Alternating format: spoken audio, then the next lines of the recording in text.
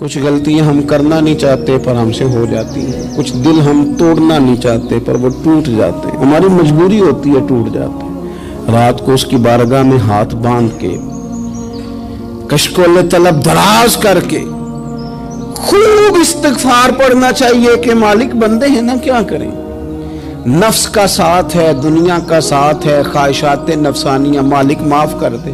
درد سے توبہ، رسم نہ ہو، کہانی نہ ہو، لفظ نہ ہو، جملے نہ ہو، اور جناب ایسے لوگوں کے بیچ بڑے ہاتھ باندھ کے اور بڑا کوئی ضرورت نہیں، آپ اکیلے اپنی چارپائی پہ بستر کے اندر منہ دے کے بھی درد سے کہیں گے نا معاف کر دے تو وہ تو مہربانی بڑا ہے۔ بندہ کوئی ناراض ہو جائے تو ہمیں کو نہیں نیند آتی، اس کے گھر چلے جاتے ہیں۔ ہم اپنے سارے رشتوں کو، تعلقات کو مینٹین کر کے رکھنے کے عادی ہیں۔ ہمیں پتہ ہے کہ وہاں میں نہیں جا سکا تو بیٹا بھیجتا ہوں، فلاں شادی پہ میں نہیں جا سکا تو بھتیجا بھیجتا ہوں، بھائی بھیجتا ہوں، ہر تعلق کا ہم نے خیال رکھا کوئی روٹھ نہ جائے۔ لیکن کمال ہے نا، یہ نہیں سوچا کہ اگر رب روٹھ گیا تو جب وہ روٹھ جائے نا تو سارے رشتے بھی بندے کے پاس موجود ہوں تو کوئی کرامت نہیں ہوتا، پھر کروڑوں روپیہ جیب میں ہوں تو ڈاکٹروں کی دوائیاں اثر نہیں کرتی۔ وہ روٹھ جائے تو پھر انسان اس طرح سے پھسلتا ہے کہ بڑے بڑے اس کے پاس دروازے ہوتے ہیں پر کسی جگہ اس کا ہاتھ نہیں لگتا۔ خدا را خیال کریں، دنیا روٹتی ہے تو روٹھ جائے، رب رسول ناراض نہ ہونے پائیں، اس کا خیال کریں۔ حضور فرماتے ہیں مسکراتا ہے، اسے خوشی ہوتی ہے جب کوئی اس کا بندہ اس کی طرف رجوع کرتا ہے۔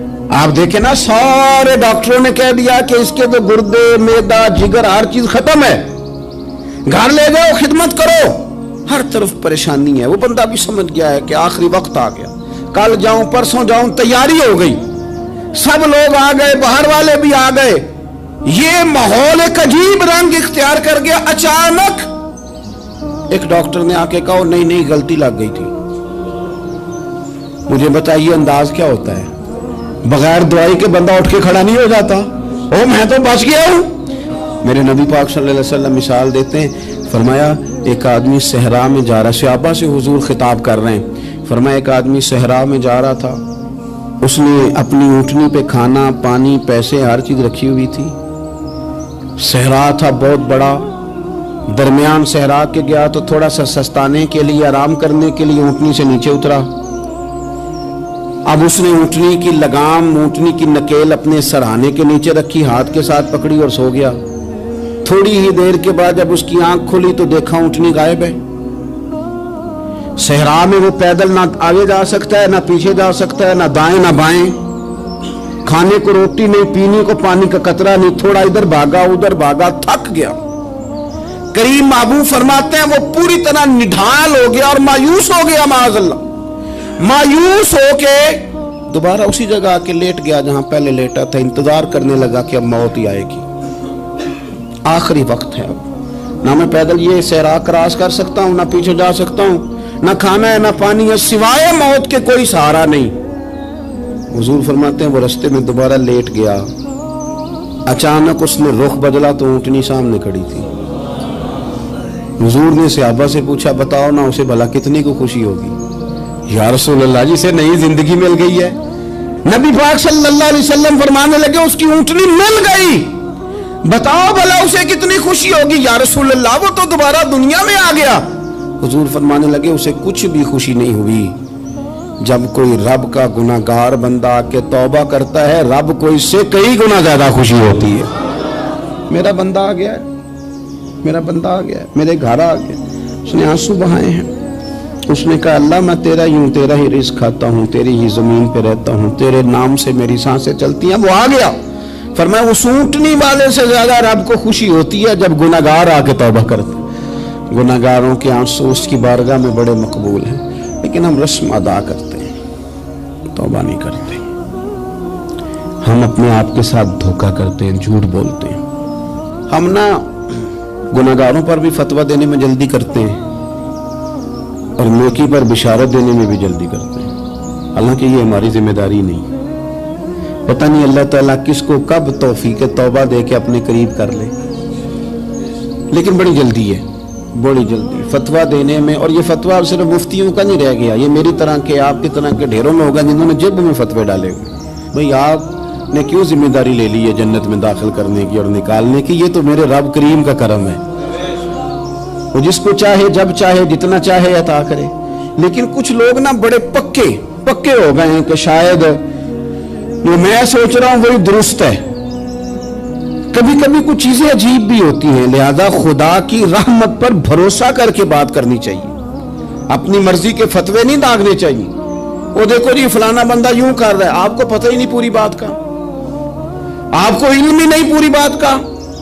حضرت بہاءاللہ نقشبند بخاری رحمت اللہ علیہ فرماتے ہیں میں حج کرنے گیا تو وہاں میں نے ایک آدمی کو کروڑوں کا کاروبار کرتے دیکھا, تو میرے دل میں خیال ہے یہاں بھی اللہ اللہ کرنی چاہیے تھی, دنیا داری کر رہا ہے. لیکن فرماتے ہیں حج سے فارغ ہوئے تو میں نے دیکھا وہی بندہ سارا کچھ رب کی بارگاہ میں خیرات کر رہا ہے, اور سینکڑوں غریب حاجی ہیں جن کو پورے خرچے دے رہا ہے. تو میں نے وہی اپنی سوچ سے توبہ کی کہ میں کہاں تھا. بڑی جلدی کھڑے نہ ہو جائیں. حضرت حسن بصری رحمت اللہ تعالی علیہ ارشاد فرماتے ہیں کہ میں دریا کے کنارے گیا تو وہاں میں نے ایک شخص کو دیکھا, وہ اپنی ایک خاتون کی گود میں سر رکھ کے بیٹھا اور قریب ایک بوتل بھی پڑی ہے. میرے دل میں معاذ اللہ خیال آیا کہ دیکھو کس انداز میں ایک عورت کے ساتھ یہ ہے, اور پاس بوتل بھی پڑی ہے, جانے شراب ہے. کہتے میں سوچ ہی رہا تھا کہ اچانک ایک کشتی آ رہی تھی دریا میں, وہ ہج کو لے کھائے, کشتی میں 4-5 لوگ تھے, وہ دریا میں ڈوبنے لگے. وہ آدمی تیزی سے اٹھا, دریا میں چھلانگ لگائی, پہلے ایک کو نکالا, پھر دوسرا نکالا, پھر تیسرا نکالا. ایک بندہ رہ گیا, کہنے لگا حضور مجھے تو آپ نے گناہگار سمجھا ہے, میں تو بڑے غلط انداز میں یہاں بیٹھا ہوں, آپ نے جو سوچا چلیں گے چوتھا بندہ آپ نکالنا ہے. کرے نا یہ کام, بڑے بھولے بھالے بڑے اللہ والے, ریاض آپ کو بس ہم ہی جانتے ہیں, اتنی جلدی فتویٰ. حضرت حسن بصری فرماتے ہیں میں پشیمان ہوا, میں نے کہا مجھے تیرنا نہیں آتا, تو دیر نہ کر, چوتھا ڈوب نہ جائے. پھر تو اس نے چھلانگ لگائی, چوتھا بھی نکال لایا, اور کہنے لگا حضرت آپ نے جلدی کی سوچنے میں, یہ بی بی میری ماں ہے اور یہ سرکے کی بوتل ہے. ہم ماں بیٹے کا یہ مشغلہ ہے کہ یہ وہ جگہ ہے جہاں آ کے لوگ مسافر اترتے ہیں, اور یہاں سے کسی کا گھر 100 میل ہے, کسی کا 200 میل ہے. ہم صبح سرکہ کھجوریں روٹیاں لے کے یہاں آتے ہیں, مسافروں کی نوکری کرتے ہیں, کوئی پریشان ہو تو مدد کرتے ہیں. حضرت خواجہ حسن بصری فرماتے ہیں میں نے معافی مانگی, ان سے بھی مانگی, رب سے بھی مانگی. انہوں نے مانگ لی نا بزرگ تھے, پر ہم کو نہیں تیار مانگنے کو. ہم ہر وقت بدگمانیاں, وہ فلانے جرم کرتا تھا, میں اسے اب کیسے نیک مان لوں. بھئی اب وہ نمازی ہے, خدا کے گھر آتا جاتا ہے, اب اللہ کی بارگاہ میں حاضر ہوتا ہے. جب رب نے معاف کر دیا تو بھی سوچ بدل جا. سنیں حضور کیا فرماتے ہیں. نبی پاک صاحب ولاک صلی اللہ تعالی علیہ وسلم فرماتے ہیں, مسند امام احمد بن حنبل دیکھیے, فرمایا رب اس وقت بڑا ہی مسکرائے گا جب قاتل بھی جنت میں جائے گا, مقتول بھی جنت میں جائے گا. یا رسول اللہ مقتول تو گیا, یہ قاتل کیسے چلا گیا؟ حضور فرماتے ہیں جائے گا, اور رب مسکرائے گا جو اس کی شان کے لائق ہے. یا رسول اللہ کس طرح؟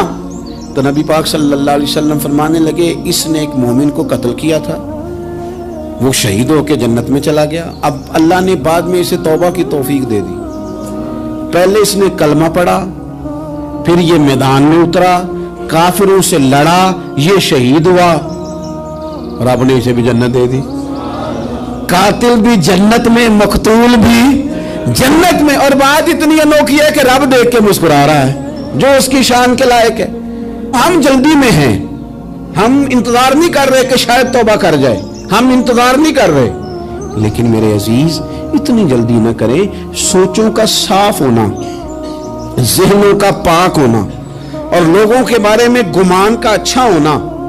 آپ کسی نفسیات کے ڈاکٹر کے پاس چلے جائیں, اسے کہیں ٹینشن بڑی ہے, میں ان کے مضامین پڑھتا رہتا ہوں, وہ سب سے پہلا سبق آپ کو یہ پڑھائیں گے کہ اچھا سوچا کریں. اچھا سوچنے سے بندہ تندرست رہتا ہے. کس سے بندہ تندرست رہتا ہے؟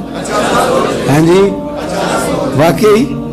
یعنی اس والے پڑوسی کے بارے میں بھی اچھا سوچنا ہے گھر میں, اس والے کے بارے میں بھی, چھوٹے بھائی کے بارے میں بھی اچھا سوچنا ہے, اور بڑے کے بارے میں بھی اچھا ہی سوچنا ہے. یعنی اپنی برادری قبیلے کے بارے میں بھی اچھا سوچیں, جو قبیلے کا نہیں اس کے بارے میں بھی चलें थोड़ा सा अच्छा सोच लें, अपने बारे में तो अच्छा सोचा है बड़ा। मैं कहता हूं कि हम अपनी गलतियों समेत अपने आप से बड़ा प्यार करते हैं और दूसरे की एक गलती नजर आ जाए तो हमें घिन आने लग जाती है। आप जल्दी न करें, मालिक ने मौका दिया है बंदों को, ना वो किसी का रिज्क छीन रहा है ना सांसें छीन रहा है, वो अपनी जमीन पे चलने भी दे रहा है, रहने भी दे रहा है। तो जब उसने मौका दिया है आप भी थोड़ा मौका दें। अल्लाह बड़ा करीम है, दरवाजे खोलेगा, उसके बंदे उसकी बारगाह तक पहुंचेंगे।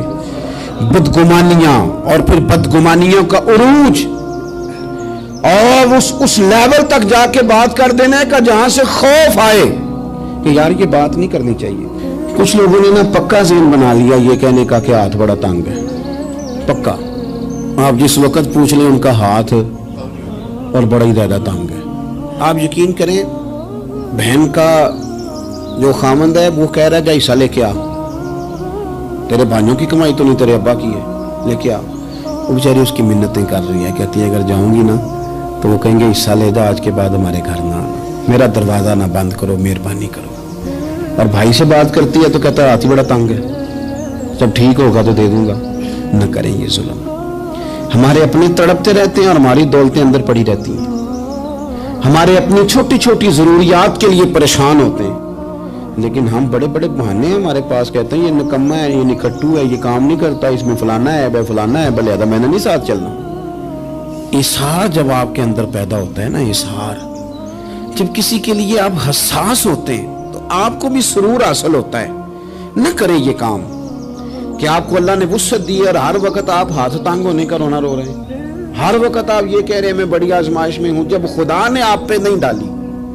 तो इतने झूठ बोलना सिर्फ इसलिए कि मेरे पैसे बच जाएं, सिर्फ इसलिए कहानी सुनाना कि हालात मेरे बड़े खराब हैं कि कोई बंदा मेरे से कुछ थोड़ा बहुत कर्ज ना मांग ले। सुनो, नबी पाक सल्लल्लाहु अलैहि वसल्लम के पास मेहमान आ गया, बुखारी मुस्लिम है। हुजूर ने अज़वाज मुतहरात के घरों में पैगाम भेजा, कुछ चीज़ है ज़ियाफ़त के लिए? या रसूलल्लाह कुछ भी नहीं, ये दो जहां के शाह हैं और पास कुछ रखते नहीं, दो जहां की नेमतें हैं इनके खाली हाथ में। या रसूलल्लाह कोई चीज भी नहीं। हुजूर ने सहाबा के मजमे पे नजर डाली, या रसूलल्लाह सल्लल्लाहु अलैहि वसल्लम हुक्म हो, तो हुजूर फरमाने लगे तुम में से कोई बंदा है जो इसे घर ले जाए रोटी खिलाए। एक सहाबी उठे फौरन, हुजूर मैं लेके जाता हूँ खाना खिलाता हूँ। फरमाते हैं मेरे घर में सिर्फ बच्चों का खाना था, ये नहीं कि फ्रीजर भरा हुआ है नेमतों से, सिर्फ बच्चों का खाना। ये नहीं कि किसी को देख के अपनी हंडिया पे बर्तन दे लिया, सिर्फ बच्चों का खाना। कहते हैं घर गया, बीवी से कहा क्या कैफियत है? कहने लगी बच्चों की रोटी है। मैंने कहा बच्चे सुला दे, सुबह नाश्ता कर लेंगे। तो कहने लगी आप क्या खाएंगे? तो मैंने कहा ना मैं खाऊंगा ना तू खाएगी, मेहमान जो नबी पाक का है। कहा अच्छा, अब जरा तजवीज देखो मियाँ बीवी की सूझी आपस में। कहते हैं खाना लगा देना, क्योंकि एक आध बंदे का खाना है। अपनी गुर्बतों का हर जगह इजहार करना, रोना रोना, ये देखो गुर्बत कैसे छुपाई जा रही। उसको कहा नहीं कि चल तू थोड़ा रहम खा, तू आया है तू थोड़ा रहम खा, ये नहीं कहा उठ के ना तू खाना रखना और उठ के ना चिराग ठीक करने के बहाने बुझा देना। हम दुनिया वालों के सामने क्यों अपने दुख बयान करें? हम जो कहेंगे रब रसूल की बारगाह में कहेंगे। तू ना चिराग ठीक करने के बहाने, अहलिया उठी खाना देने के बाद चिराग ठीक करने के बहाने बुझा दिया। खामद भी हाथ चलाते रहे, बीवी कभी बर्तन रखती कभी उठाती, पता चले कि खाना खा रहे हैं, खाना खाया जा रहा है।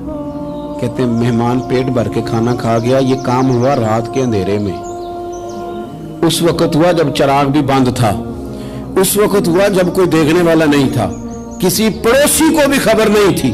फरमाते हैं सुबह के उजाले में उस मेहमान को लेके मस्जिद नबी में मैंने कदम रखा तो नबी करीम ने फरमाया रात जो तुमने काम किया है ना उसे देख के मेरा रब बड़ा मुस्कुराया है, अल्लाह बड़ा मुस्कुराया है। अल्लाह तरदामनी पे शेख हमारी ना जाइए, हम दामन न छोड़ दें तो फरिश्ते वुजू करें। ये शान है सहाबा की। नबी करीम अलैहिस्सलाम ने फरमाया रब रात मुस्कुराया तेरा ये अंदाज देख के, और उसने कुरान नाजिल किया वयुसिरूना अला अनफुसिहिम वलौ काना बिहिम खसासा। कुछ लोग वो हैं जिन्हें बड़ी भी जरूरत हो तो दूसरों पर इसार कर देते हैं, कुर्बानी दे देते हैं। रब मुस्कुराया है, अंदर पैसे रखे हुए हैं, اندر پیسے رکھے ہوئے ہیں اور بہن آ کے منت کر رہی ہے کہ بھائی حالات بڑے خراب ہیں، تھوڑی سی مہربانی کر، تو کہتے ہیں بہن پردہ ہی ہے بس، کیسے بتاؤں تجھے حالات، تجھے کیا بتاؤں، کام کتنی مشکل سے چلتا ہے، یہ پردہ ہی ہے بس۔ بہرحال اگر تو نے کہا ہے نا 50,000 تو میں زیادہ نہیں، کوئی 20 کو دے دوں گا تجھے، وہ بھی خاصی نیکی کر کے، وہ بھی بتا سکھا کے۔ رات اماں پہ علیحدہ سے احسان چڑھاؤں گا، ابا پہ علیحدہ سے چڑھاؤں گا کہ تمہاری بیٹی کے ساتھ تعاون کرنا، سارے علاقے کو ویسے ہی بتاؤں گا۔ اب وہ غریبنی بیچاری 20,000 لے کے گھر گئی ہے، کئی سفارشیں کر رہی ہے کہ مہربانی کرو۔ میں نے ایسے بھی دیکھے ہیں جو پہلے بیوی کو پکڑاتے ہیں، تو دے، اس لیے کہ پھر وزیر اعظم تو ڈنڈا نکال لے گا تو بڑا مشکل ہو جائے گا پھر گھر میں رہنا، لہذا وہ یہ تو آگے لگ۔ یہ کیا لہجہ ہے آپ کا؟ یہ تو کسی کو بھی دے تو چھپا کے دینے کا حکم ہے، کسی کو بھی دے تو ہمیں حکم یہ ہے کہ سیدھے ہاتھ سے دینا ہے، الٹے کو خبر۔ اور یہ جو بالکل ہی اپنے ہیں ان پر تو پردہ پوشی آپ کے لیے ویسے ہی ضرورت تھی۔ میرے عزیز، رب مسکراتا ہے، میرے نبی پاک علیہ السلام نے یہ اعمال ہمیں بتائے جن پر اللہ مسکراتا ہے، خوش ہوتا ہے۔ اور بعض لوگوں کو حضور نے نامینیٹ کیا، حضرت سعد بن معاذ رضی اللہ تعالیٰ عنہ عظیم صحابی تھے، یہ وہ خوبصورت صحابیاں جن کے جنازے کو کندھا میرے نبی پاک نے عطا فرمایا، حضور نے کندھا عطا فرمایا، کمال ہو گئی۔ نرخ بازار محبت کا انوکھا ہی ہو گیا، خود خریداروں میں شامل آ کے مولا ہو گیا، حضور نے کندھا دیا۔ حضرت سعد بن معاذ رضی اللہ تعالیٰ عنہ کا جب جنازہ اٹھا، ان کی والدہ رو پڑی، بڑے درد سے روئی، ماں تھی نا، ان کی آواز جب حضور تک گئی تو نبی پاک نے فرمایا آنسوؤں کو روک لے، آواز کو کم کر لے، تیرے بیٹے کی تو جب روح پرواز ہوئی ہے تو رب مسکرایا ہے، جس کے آنے پہ رب راضی ہو مسکرا دے جو اس کی شان کے لائق ہے۔ یہ تو وہ لوگ ہیں کہ جن کے جانے پر نا رب، وہ کسی نے کہا تھا کہ میرے مرنے پہ ہر سو شور مچ جائے گا، دیکھو گے میرے مرنے پہ ہر سو شور، تو پتہ چل جائے گا جب ہم جائیں گے، میرے مرنے پہ ہر سو شور مچ جائے گا، دیکھو گے، اور کہنے الوداع سرکار خود تشریف لائیں گے۔ اور درویش کہنے لگے بعد مرندے مکھڑا میرا ہو جاوے جے تازہ، پھر سمجھ لینا محبوب میرے نے آن پڑے ہے جنازہ، اور عاشق کا جنازہ ہے، ذرا دھوم سے نکلے اور محبوب کی گلیوں سے ذرا گھوم کے نکلے۔ فرمایا کہ ان کے تو جانے پہ رب کریم، اور حضور نے ایک دعا بھی دی۔ حضرت ابو طلحہ، حضرت طلحہ رضی اللہ تعالیٰ عنہ صحابی تھے، ان کا وصال ہو گیا تو حضور نے دعا بھی دی، فرمایا یا اللہ جب میرا طلحہ ہے نا تو اس سے مسکرا کے بات کرنا، یہ تجھ سے مسکرا کے بات کرے جو تیری شان کے لائق ہے۔ قرآن مجید میں فرمایا ان اللہ بالناس لرؤوف الرحیم، بے شک اللہ اپنے بندوں پر بڑا ہی مہربان اور نہایت ہی رحم کرنے والا، رؤوف اور رحیم ہے، بڑا مہربان ہے، کرم فرماتا ہے۔ اللہ تعالیٰ اپنے بندوں سے بڑا جلد راضی ہو جاتا ہے، وہ اپنے بندوں کو بہت زیادہ مشقت میں نہیں ڈالتا، وہ اپنے بندوں سے اپنی نعمتوں کا بدلہ نہیں چاہتا، بہت سخت مشقت والی عبادتیں نعمتوں کے بدلے نہیں چاہتا، وہ بڑی جلدی رحم فرماتا ہے۔ میرے نبی پاک صلی اللہ تعالیٰ علیہ وآلہ وسلم نے ارشاد فرمایا، بعض احادیث میں لفظ یہ ہے کہ اللہ اپنے بندوں کو دیکھ کے مسکراتا ہے جو اس کی شان کے لائق ہے۔ جس ترتیب سے ہم مسکراتے ہیں، جس ترتیب سے ہم روتے ہیں، جس ترتیب سے ہم کسی بات کا اظہار تشکر کرتے ہیں، خدا ان باتوں سے پاک ہے۔ اب بہت ساری حدیثوں میں آیا کہ وہ مسکراتا ہے، تو کیا مطلب ہے مسکرانے کا؟ تو علماء تفسیر نے لکھا ہے مسکرانے کا مطلب یہ ہے کہ وہ بڑا ہی راضی ہوتا ہے اپنے بندے سے، بڑا راضی ہوتا ہے، یہ مطلب ہے۔ ایک تو مسکرانے کا مطلب یہ ہے کہ وہ بڑا راضی ہو گیا، بڑا راضی ہو گیا، وہ مسکرا دیا اپنے بندے پہ۔ اور ایک اس کا معنی خود نبی پاک صلی اللہ تعالی علیہ وسلم نے بیان فرمایا، مسند امام احمد بن حنبل میں حدیث ہے، حضور سید عالم علیہ السلام سے صحابہ نے پوچھا یا رسول اللہ شہید تو بڑے لوگ ہوتے ہیں، شہیدوں میں افضل کون ہے؟ تو اللہ کے حبیب علیہ السلام فرمانے لگے وہ والا بندہ جو ڈٹ گیا تھا کافروں کے مقابلے میں، وہ ہلا نہیں، پوری طرح ڈٹ کے جو لڑا وہ شہداء میں افضل ہے۔ حضور فرماتے ہیں وہ جنت کے بالا خانوں میں سیر کرے گا اور رب اسے دیکھ کے مسکرائے گا، رب اسے دیکھ کے مسکرائے گا, اللہ تعالیٰ مسکراتا ہے اسے دیکھ کے. اور اگلے جملے میں حضور نے وضاحت کر دی, فرمایا جب رب دنیا میں کسی پر مسکراتا ہے نا تو اس کا معنی یہ ہے کہ قیامت میں پھر اللہ اسے حساب کوئی نہیں لے گا. جس پر اللہ دنیا میں مسکرا دیا اس سے کوئی حساب, تو وہ کام ڈھونڈنے چاہیے نا جس سے اللہ مسکرائے. ویسے کبھی ہم ایسا کرتے ہیں کہ نہیں کہ کسی کو راضی کیا جائے؟ یہ کام ہم کرتے ہیں کہ ہماری کمپنی کا جو سربراہ ہے وہ ہم سے راضی رہے, جس ادارے میں ہم پڑھاتے ہیں اس ادارے کا بڑا ہم سے راضی رہے. یہ کرتے ہیں ہم, اس کے لیے کچھ نہ کچھ ہیلے بہانے ہم کرتے ہیں. برادری, قبیلہ, علاقہ, بستی, لوگ کسی طریقے سے ہمارے ساتھ مطمئن رہیں, کرتے ہیں نا یہ سارے کام. اس میں تھوڑی مشکل بھی ہمیں آتی ہے لیکن کرتے ہیں. کیا کریں, گھر میں بھی کئی دفعہ ایسا ماحول بنانا پڑتا ہے. چلیں ایک اور میٹھی مثال دیتے ہیں, زیادہ سمجھ میں آئے گی. چھوٹا بچہ خوش رہے, آپ اس کے لیے محنت نہیں کرتے. وہ چھوٹا ہے, اس کو خوش کرنا فرض ہے ابا پہ, لیکن وہ کہتا ہے کہ میں نے موٹر سائیکل لینا ہے. چھوٹا ہے, چلا ہی نہیں پائے گا, تو ابا پھر اسے راضی کرتا ہے, کہتا ہے بیٹے چھوٹا سائیکل لے لے, چل میں تجھے اڑانے والا جہاز لے دیتا ہوں. مقصود کیا ہے کہ اس کو ناراض نہیں کرنا, یہ روئے نہ, اس کا دل نہ ٹوٹے. ہو یارو سنو نا میں کیا کہہ رہا ہوں. اگر چھوٹے بچے کے لیے وہ چیزیں ڈھونڈتے ہو, میرے ابا جی نا اپنے نواسے کے لیے کھلونا لے کے آئے تو بچہ بڑا ہی کھیلا, تو ابا جی کہنے لگے لو پیسے پورے ہو گئے میرے. بچے کو پسند بڑا ہے نا, پیسے پورے کر چھڑے نے, دیکھو نا جی کتنا اس کو راضی ہوا ہے.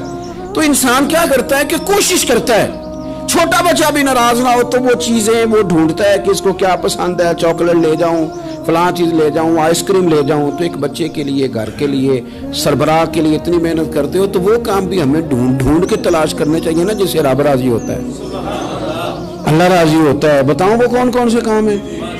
نبی کریم صلی اللہ تعالی علیہ وسلم نے ارشاد فرمایا 3 لوگ ہیں جنہیں دیکھ کے رب مسکراتا ہے. یا رسول اللہ صلی اللہ علیہ وسلم وہ کون کون سے؟ تو محبوب فرمانے لگے, ایک وہ بندہ ساری مخلوق سوئی ہے, آدھی رات ہے, رات کا پچھلا پہر ہے, اس نے اٹھ کے وضو کر لیا, مصلی پہ کھڑا ہو گیا خدا کی یاد میں. فرمایا اسے دیکھ کے رب مسکراتا ہے جو اس کی شان کے لائق ہے. مسکراتا ہے اللہ. یہ تو سونے کا ٹائم تھا, یہ تو گہری نیند آنے کا وقت تھا, رات کا پچھلا پہر. رات پوے تے بے درداں نو نیند پیاری آوے, تے درد منداں نو یاد سجن دی ستیاں وی آن جگاوے. اور ساون کی کالی راتوں میں جب بوندا باندی ہوتی ہے, وہ راتوں کو اٹھ روتے ہیں جب خلقت ساری سوتی ہے. اللہ مسکراتا ہے.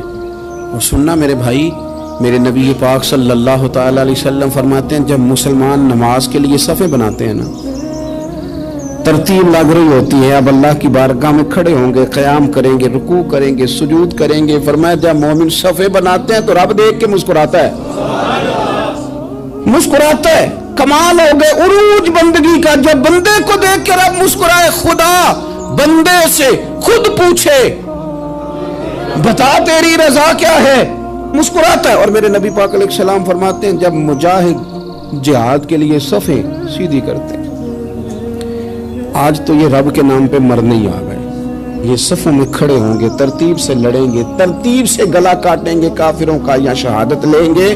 فرمایا جب جہاد کے لوگ صفیں بناتے ہیں تو رب انہیں دیکھ کے مسکراتا ہے. کتنے نصیبوں والا وہ بندہ ہے جسے دیکھ کے مسکرا دیا. او یار کبھی تیرا بیٹا تیرے سامنے مسکرائے نا چھوٹا, تو تیرا دل باغ باغ ہو جاتا ہے. تیری ماں بیمار کسی ایک دن صحیح طرح ہنس پڑے تو طبیعت خوش ہو جاتی. مجھے بتاؤ نا جس کا رب بھی اسے دیکھ کے ہنس پڑے, جو اس کی شان کے لائق ہے, کیا اس بندے کے نصیبیں ہیں, کیا اس کے مقدر ہیں. آپ اس مقام پر اپنے آپ کو لائیں. اب دیکھیں نا یہ حدیث آپ نے سن لی, اب ہم نے نا اس طرح صفیں نہیں بنانے جس طرح ساری دنیا. آپ ذرا صفیں بھی شوق سے بنائیں گے, آپ ذرا تھوڑا سا شوق پیدا کریں گے, بھئی یہ تو میں وہ کام کرنے لگا ہوں جسے دیکھ کے رب مسکراتا ہے. نبی پاک صلی اللہ علیہ وسلم نے فرمایا جب کوئی بندہ توبہ کرتا ہے نا, ہم توبہ کا رٹا لگاتے ہیں, یا اللہ میری توبہ یا اللہ. اور توبہ کا تو مطلب یہ ہے کہ پچھلے گناہوں سے پکی توبہ, آج کے بعد یہ غلطی نہ کرنے کا پکا وعدہ. تو نے ساری شب برات رو کے گزاری ہے, بتا سویرے جھوٹ جوڑنے کا ارادہ ہے تیرا, آج کے بعد رشوت تو نہیں نہ لے گا, ملاوٹ تو نہیں نہ کرے گا, یہ توبہ ہے. اور اگر سارے کام اسی طرح کرنے ہیں تو پھر یہ توبہ کا رٹا ہے، جتنا مرضی لگاؤ۔ حضرت علی بن ربیعہ رضی اللہ تعالیٰ عنہ فرماتے ہیں میں مولا علی کے ساتھ تھا، مقام حرہ کی طرف جا رہے تھے، حضرت علی نے ہاتھ اٹھا کے دعا مانگی ہماری تعلیم کے لیے، ورنہ حضرت علی ہم صحابہ کو محفوظ عن الخطا تو مانتے ہیں نا، ہاتھ اٹھا کے کہا اے اللہ ہمارے گناہ بخش دے، تیرے علاوہ کوئی معاف کرنے والا نہیں۔ اور پھر حضرت علی آسمان کی طرف دیکھا اور دیکھ کے نا حضرت علی بن ربیعہ کو تو مسکرائے۔ حضرت علی بن ربیعہ کہنے لگے حضور مسکرائے کیوں؟ وہ فرمانے لگے ایک دن میں حضور کے ساتھ اسی طرح آیا تھا، اسی طرح حضور نے دعا فرمائی تھی ہماری تعلیم کے لیے، اور پھر حضور مجھے دیکھ کے مسکرائے تھے اور فرمایا جب کوئی بندہ رب کی بارگاہ میں اس طرح استغفار کرتا ہے تو رب مسکراتا ہے، اور مسکرا کے فرماتا دیکھ لو میرے بندوں کو پتا ہے کہ میرے علاوہ معاف کرنے والا کوئی نہیں، انہیں پتا ہے، تم اس کی بارگاہ میں رجوع تو لاؤ، آؤ تو صحیح دعا سو لے کر۔ اقبال کہتے ہیں کہ اسیر دشمن کی چاہ میں بھی، مخالفوں کی نگاہ میں بھی، امی ہے صادق ہے معتبر ہے، میرا پیغمبر عظیم تر ہے۔ نبی پاک صلی اللہ علیہ وسلم تشریف لائے، انہوں نے کہا جی آپ جو فیصلہ بھی کریں قبول ہے، آپ بتا دیں کون سا قبیلہ حجر اسود اٹھا کے، باقی خانہ کعبہ کی تعمیر مکمل ہوگی، حجر اسود کون سا قبیلہ لگائے، پہلے طے کر لیا تھا جو حضور فیصلہ کریں گے سب کو قبول ہوگا۔ اب اگر حضور ایک کے حق میں فیصلہ کر دیتے تو تیار تھے نا باقی قبول کر دیں، اب وہ سارے قبیلے نظریں حضور پہ لگائیں، نتیجہ نکلنا ہے، یہ سمجھ لیں پاس فیل کا نہیں فرسٹ سیکنڈ کا نتیجہ ہے۔ کس کو سعادت ملتی؟ ای سعادت بزور بازو نیز کس کو ملتی ہے؟ قربان جاؤں حضور کی حکمت پر، نبی پاک کے تدبر پر۔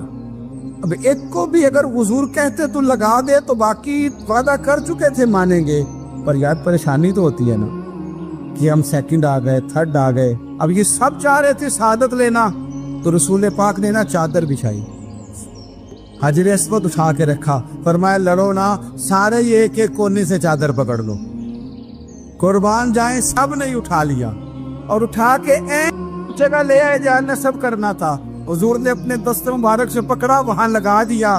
اب کوئی سب سے پوچھتا نا کس نے لگایا ہے تو سب یہی سمجھتے تھے ہم نہیں لگایا ہے، اور آخری فیصلہ یہ تھا ہم سب نہیں لگایا ہے۔ یہ حکمت ہے رسول پاک کی، تیرے آگے ہے یوں دبے لچے فصحا عرب کے بڑے بڑے، کوئی جان منہ میں زبان نہیں بلکہ جسم میں جان۔ نبی پاک علیہ السلام نے فرمایا جو نماز تم اپنے گھر کے اندر پڑھو گے ایک نماز کا اللہ تمہیں ثواب دے گا، جماعت کے ساتھ پڑھو گے تو 27 نمازوں کا ثواب، لیکن فرمایا وہی نماز اگر تم میری مسجد نبوی میں آ کے پڑھو گے تو اللہ 50,000 نمازوں کا ثواب عطا کرے گا، 50,000 نمازوں کا۔ اور مدینے والے حبیب فرمانے لگے وہی نماز اگر تم نے بیت اللہ میں آ کے پڑھی تو نماز ایک ہوگی، لیکن رب تمہیں 1,00,000 نماز کا ثواب عطا فرمائے۔ اب یہ فضیلت حضور نے بیان کی، فضیلت دیکھیں، اللہ تعالیٰ کی رحمتیں ہر جگہ برستی، یہاں کب برسیں گی ہمیں کوئی پتہ نہیں، تقریر کے وقت، خطبے کے وقت، نماز کے وقت، دعا کب برسیں گی نہیں پتہ، لیکن خانہ کعبہ کا جو معاملہ ہے اور وہاں جو رحمت کا معاملہ ہے، ملا رومی فرماتے ہیں کہ خدا کی رحمت اگر تجھے اتنی مل جائے نا قطرے کے برابر بھی، تو سمجھ لے تیری دنیا بھی بن گئی اور تیری آخرت بھی بن گئی۔ اب میرے نبی پاک علیہ السلام کی حدیث سنیں، حضور فرماتے ہیں روزانہ بیت اللہ شریف پر اللہ کی 120 رحمتوں کا نزول ہوتا ہے۔ یا رسول اللہ کس وقت ہوتا ہے؟ فجر کے وقت، ظہر کے وقت، عصر کے وقت، طواف کے وقت، نماز کے وقت، کب؟ تو حضور نے طے کر کے بتایا، فرمایا 120 رحمتیں اللہ خانہ کعبہ پہ نازل فرماتے ہیں۔ یا رسول اللہ کب؟ فرمایا 60 رحمتیں تو ان پہ برستی ہیں جو بیت اللہ کا طواف کرتے، اور فرمایا 40 رحمتیں اس پر برستی ہیں جو حرم شریف میں نماز پڑھتا ہے، اور حضور فرماتے ہیں کچھ بھی نہ کرے بس بیٹھ کے کعبے کی زیارت ہی کرتا رہے، 20 رحمتیں تو اللہ اسے بھی عطا فرما دے۔ کتنی مقدس جگہ ہے، وہاں جانے کا ذوق، وہاں جانے کی تڑپ، وہاں جانے کا شوق۔ ان لوگوں سے تھوڑا سا شکوہ ہے جو کہتے ہیں جی میں نے جی بڑی راج کے زیارت کر لی ہے، بس راج گئے، ختم ہو گئی بات۔ سنو، نبی پاک علیہ السلام نے 53 سال حیات ظاہرہ کے وہاں گزارے، 53 سال. لیکن جناب صدیق اکبر رضی اللہ تعالیٰ عنہ فرماتے ہیں قربان جاؤں، جس رات میرے کریم محبوب علیہ السلام ہجرت کی رات مکہ مکرمہ سے نکل رہے تھے تو حضور پلٹ پلٹ کے بیت اللہ کو دیکھتے، حضور پلٹ پلٹ کے دیکھتے تھے. اور پھر میرے محبوب کریم علیہ السلام نے پلٹ کے کعبے کی طرف دیکھ کے فرمایا بیت اللہ تو مجھے بڑا ہی پیارا ہے، تو مجھے بڑا ہی پیارا ہے، اے شہر مکہ تو مجھے بڑا ہی پیارا ہے. فرمایا اگر میری قوم مجھے پریشان نہ کرتی میں تجھے کبھی چھوڑ کے نہ جاتا. 53 سال رہنے کے باوجود بھی حضور کا بیت اللہ سے پیار، نبی پاک کی اس شہر کے ساتھ وابستگی، وہ دلچسپی، وہ ذوق، وہ شوق، وہ کیفیات کیوں مان پڑتے جا رہے ہیں ہمارے جذبے؟ ہمارے سیاست کی باتیں روز ہونے لگی ہیں، بحثوں کی باتیں روز ہوتی، لیکن اپنا عشق مضبوط کرنے کی بات، آپ یقین کریں یہ جو عشق ہوتا ہے یہ بندے کو آزاد کر دیتا ہے، یہ بندے کو عشق آزاد کر دیتا ہے. اعلیٰ حضرت فرماتے ہیں اے عشق تیرے صدقے جلنے سے چھٹے سستے، جو آگ بجھا دے گی وہ آگ لگائی ہے. اور علامہ اقبال کہنے لگے اقبال سمجھاتے ہیں، وہ کہتے ہیں بجھی عشق کی آگ اندھیر ہے، اب مسلمان نہیں اب خاک کا ڈھیر ہے. کہتے ہیں بغیر عشق کے نا کوئی کام بھی، نماز بھی بغیر عشق کے پڑھی جاتی ہے تو کوئی مزہ ہی نہیں دیتی. بندے کہتے ہیں دل ہی نہیں لگتا، پیری مریدی ہے بغیر عشق کے ایسی رسم ہی ہے، ٹھیک ہے گزارا چل رہا ہے. قرآن شریف کی تلاوت ہے تو بغیر عشق کے کیسے کیفیات چلیں گی؟ اللہ رسول کے ساتھ پیار ہے تو کوئی دلچسپی نہیں، کوئی شوق نہیں، کوئی کیفیت. آپ یقین کریں کچھ بندوں پہ بندے کو تڑپ آ جاتی ہے، شوق آ جاتا ہے، یار یہ اس کو کیسے نکالیں، یہ کس طرح کا پیار کرتے ہیں. آ کے بیٹھا رہتا ہے، چپ کر کے بیٹھا رہتا ہے، کہتا ہے جی کوئی کام نہیں بس 10 منٹ ملنا ہے. بندے کو اس بندے پر ویسے ہی پیار آ جاتا ہے. کچھ ایسے سنگی ہوتے ہیں جو آستانوں پہ 10 چکر لگا کے آتے، شکوہ نہیں کرتے کہ میں 100 دفعہ بھی آیا ہوں فلانے حضرت ملے نہیں. وہ وارفتگی ہے، وہ شوق ہے ہمارا. جب تک اللہ رسول کے ساتھ رشتہ عشق کا تھا، پیار کا تھا، ذوق کا تھا، درد کا تھا، خلوص کا تھا، آپ یقین کریں طبیعتیں جمی ہوئی تھی. نبی پاک نے نا ہمیں تکلیف میں رہ کے پیار کرنے کا درس دیا. بخاری مسلم میں حدیث ہے، حضور اپنے مدینے کی شان بیان کرنے لگے. حضور فرمانے لگے، محبوب فرماتے ہیں یمن فتح ہوگا تو وہاں کھیت اچھے ہوں گے، کھلیان اچھے ہوں گے، کاروبار اچھے ہوں گے، تو کچھ لوگ مدینے والے وہاں جا کے رہنے لگ جائیں گے، آباد ہو جائیں گے. لیکن حضور فرماتے المدینہ تو خیر لہم لو کانوا یعلمون. بات کو سمجھنا، فرمایا کہ وہاں کھیت کھلیان اچھے ہیں، ان کا کاروبار وہاں زیادہ چلے گا، لیکن رسول کریم نے فرمایا مدینہ ہی ان کے لیے بہتر تھا، کاش وہ اس بات کو جان لیتے. فرمایا پھر عراق فتح ہوگا تو وہاں بھی کچھ لوگ چلے جائیں گے، کاروبار ان کا اچھا چل جائے گا، وہاں رہنے لگیں گے، لیکن فرمایا المدینہ تو خیر لہم لو کانوا یعلمون. فرمایا مدینہ ہی ان کے لیے بہتر تھا، کاش وہ سمجھ لیتے. اور میرے نبی پاک علیہ السلام نے فرمایا جو مدینے میں ڈٹے رہیں گے اور مدینے کی تکلیفوں پر صبر کریں گے، اذیتوں پر صبر کریں گے، فرمایا اگر وہ گناہگار ہوں گے مدینے میں رہنے والے تو میں قیامت میں ان کی سفارش کروں گا، اور اگر نیکوکار ہوں گے تو میں اللہ کی بارگاہ میں ان کی نیکیوں پر گواہ بن جاؤں گا، گویا میں ان کے ساتھ رہوں گا. مدینے کے ساتھ نبی پاک کی جو محبت ہے، حضور کا جو پیار ہے، جس رات میرے نبی پاک صلی اللہ علیہ وسلم مکہ مکرمہ سے نکل رہے تھے نا مدینہ طیبہ جانے کے لیے، تو حضور نے دعا فرمائی، کہا اے اللہ تو نے مجھے اس شہر سے نکالا جو مجھے بڑا ہی پیارا تھا، اے اللہ یہاں بڑی یادیں تھیں، بڑا پیار تھا، تو نے وہاں سے نکالا جو مجھے بڑا پیارا تھا، اے اللہ اب تو مجھے اس شہر میں داخل فرما جو تجھے بڑا پیارا ہے، وہاں داخل فرما جو تجھے بڑا پیارا ہے. مدینہ طیبہ کے لیے نبی پاک نے دعا فرمائی، کہا اے اللہ تیرے نبی ابراہیم علیہ السلام نے مکے کے لیے دعا کی تھی، میں مدینے کے لیے دعا کر، اللہ مدینے میں دگنی برکت عطا فرما. اللہ کے محبوب علیہ السلام کی خاص دلچسپیاں مدینہ طیبہ کے ساتھ. مدینے والوں نے نہ حکمرانی نہیں کی، تو حضور نے پہلے کہہ دیا تھا خلیفہ قریش میں سے ہوگا، لیکن حکمرانی نہیں کی، غلامی کی. مدینے والوں نے نبی پاک کے دروازے کی گدائی کی. مدینے والے ہر میدان میں حضور کے سامنے کھڑے ہوئے، دشمن کے مقابلے میں مدینے والوں نے پیار کیا۔ اس لیے میرے نبی پاک علیہ الصلوۃ والسلام نے فرمایا اگر لوگوں کے دو گروہ ہو گئے، دو لائنوں میں لوگ چلنے لگے، ایک لائن ادھر چل رہی ہے ایک ادھر چل رہی ہے، تو حضور فرماتے ہیں میں تو اس لائن میں چلوں گا، اس قطار میں چلوں گا جس میں مدینے کے لوگ چل رہے ہوں۔ انصار مدینہ کے ساتھ حضور کا پیار، اس شہر کے ساتھ حضور کی دلچسپیاں، پیار دیکھیں نا، بندہ جب اپنے گھر واپس لوٹ کے آتا ہے تو شوق ہوتا ہے ذرا جلدی سے نا گھر پہنچ جاؤں، ذرا تھوڑا جلدی چلا جاؤں۔ کئی سفر سے آئے، صحابہ فرماتے ہیں کہ جب نبی پاک کسی جنگ سے، جہاد سے، سفر سے لوٹتے، مدینے کی عمارتیں نظر آتی تو گھوڑا تیز کر لیتے،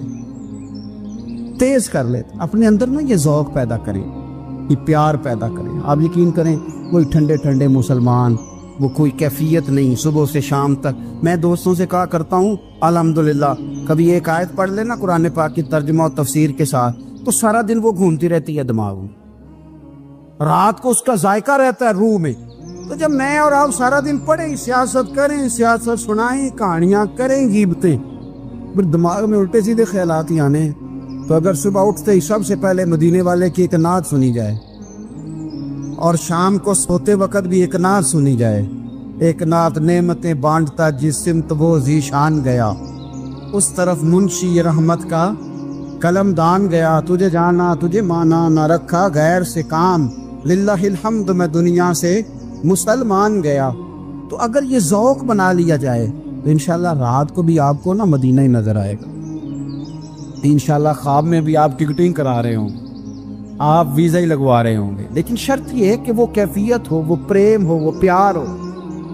مدینے والوں نے بڑی غلامی کی، کبھی کوئی شکوہ نہیں کیا، ویسے کبھی کبھی اللہ موقع بناتا تھا، کبھی کبھی نا مدینہ شریف میں ایسے ہوتا تھا کبھی کبھار۔ ایک دفعہ نا جب کچھ علاقے فتح ہوئے تو بڑا مال آیا فتح مکہ کے بعد، تو بخاری مسلم میں حدیث ہے، اسلام کے اندر یہ ہوتا ہے کہ جو نیا کلمہ پڑھتا تھا اسے مال غنیمت میں سے زیادہ حصہ دیا جاتا تھا، اس کو کہتے ہیں مؤلفۃ القلوب، تالیف قلب کے لیے۔ تو چونکہ یہ قانون تھا تو نبی پاک صلی اللہ علیہ وسلم نے نا مکے والوں کو ذرا مال تھوڑا زیادہ دیا۔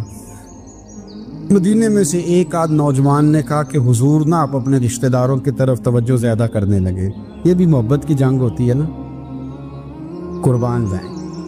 حضور سید عالم علیہ السلام تک بات پہنچی اور اسی طرح پہنچی کہ ایک آدھ نوجوان نے بات کی ہے۔